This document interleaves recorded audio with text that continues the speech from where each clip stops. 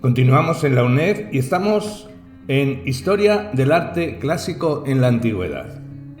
Y vamos a hablar del siglo IV y el helenismo. El arte de la Grecia helenística. A finales del siglo V, Atenas sufre un fuerte episodio de peste y poco más tarde es derrotada por Esparta, lo que conllevó grandes cambios económicos y morales en el mundo griego. Desde entonces hasta la época de Alejandro Magno se sucede un periodo que los historiadores del arte califican de clasicismo tardío o bien de prehelenismo. Y es el siglo IV en una etapa de cambios y de continuismo donde aparecen mezclados diferentes estilos artísticos que participan tanto de la tradición como de la innovación. El equilibrio del clasicismo se sustituye por presupuestos totalmente nuevos que afectan a la planificación del espacio, a la captación del movimiento y a la plasmación de la luz. La ampliación de horizontes militares, económicos y culturales de este siglo preludia ya la idea de universalidad propia del helenismo, frente a la mentalidad tradicional de las poleis clásicas griegas. Durante el helenismo, 321 al 31, las técnicas y elegantes formas de arte griego se expanden por todo el Mediterráneo y el Oriente, dotando a estos territorios de un lenguaje artístico común.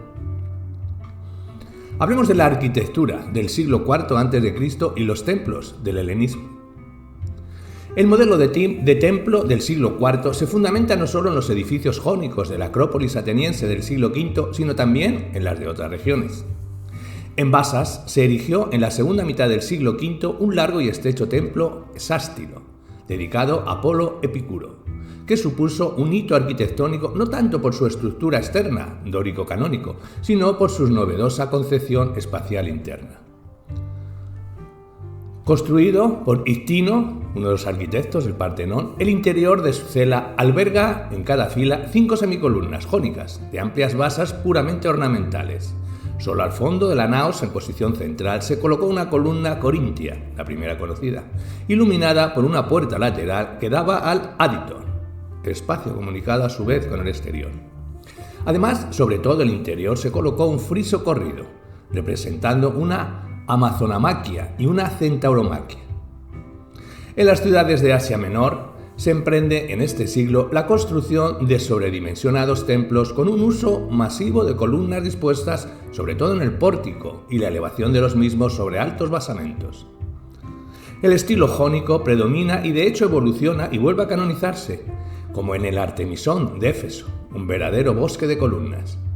Además de las construcciones religiosas, durante el siglo IV, las seculares adquirieron una relevancia casi igual de importante, usándose en ellas bien el dórico o bien el corintio. Es en la época helenística donde aparecen algunas estructuras nuevas, y por lo general cabe decir que la arquitectura se vuelve más ornamental. Los templos son ahora todavía más monumentales que en el siglo anterior, con un cuidado e interés por la impresión visual que ofrece. Primera, la fachada principal, que se acompaña con un desarrolladísimo proanos. El orden jónico domina, relegando al dórico a lugares secundarios, mientras que el corintio se desarrolla. El templo de Apolo en Dídima, ya comenzado en el siglo IV, es un singular complejo que nunca llegó a finalizarse.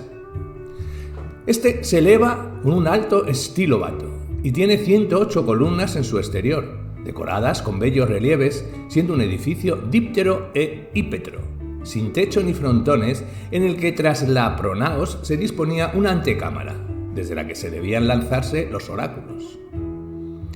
Desde la antecámara y volviendo a descender, se accede a una naos descubierta, que alberga la estatua del dios bajo un templete tetrástilo, o naikos, que tenía acceso desde la parte superior.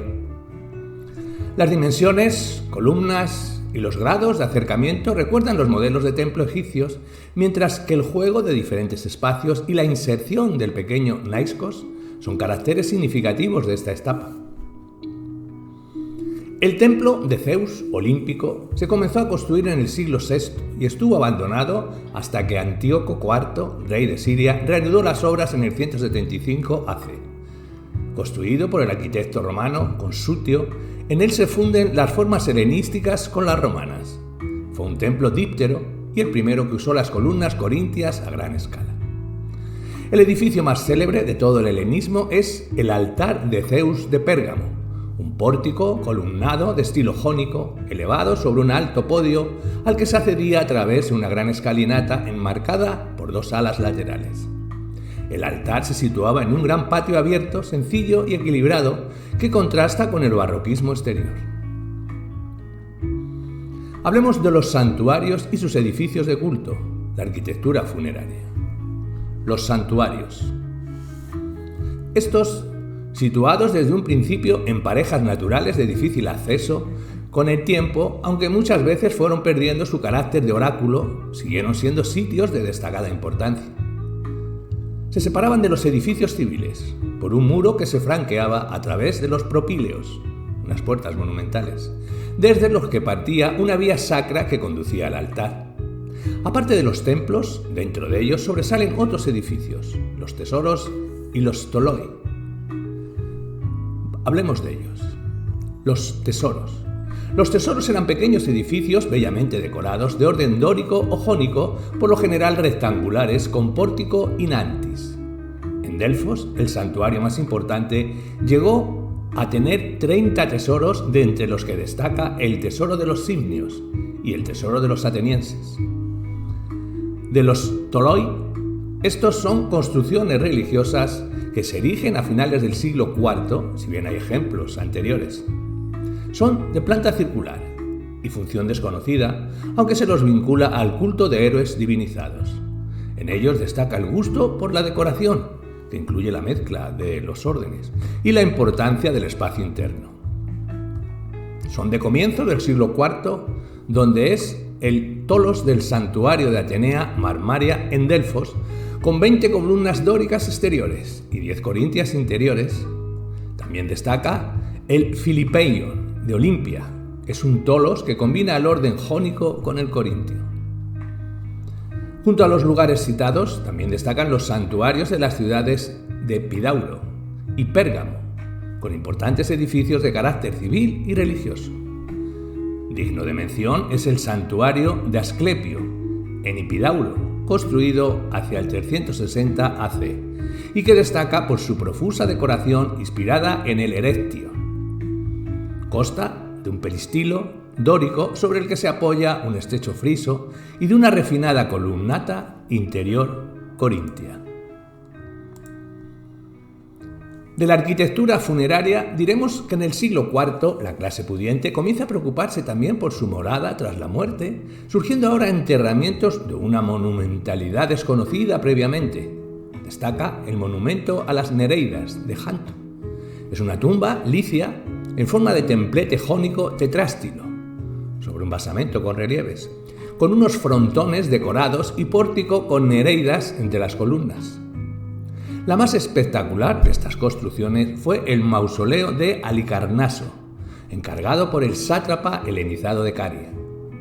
Considerada una de las 7 maravillas antiguas, se trata de una tumba de 46 metros de altura, totalmente perdida, y de la que se sabe solo por descripciones que debía situarse sobre un amplio pedestal sobre el que se situó un peristilo de 36 columnas jónicas en doble fila rodeando la cámara sepulcral, coronado todo por un techo en forma piramidal, con un carro con el propio mausoleo en la parte superior.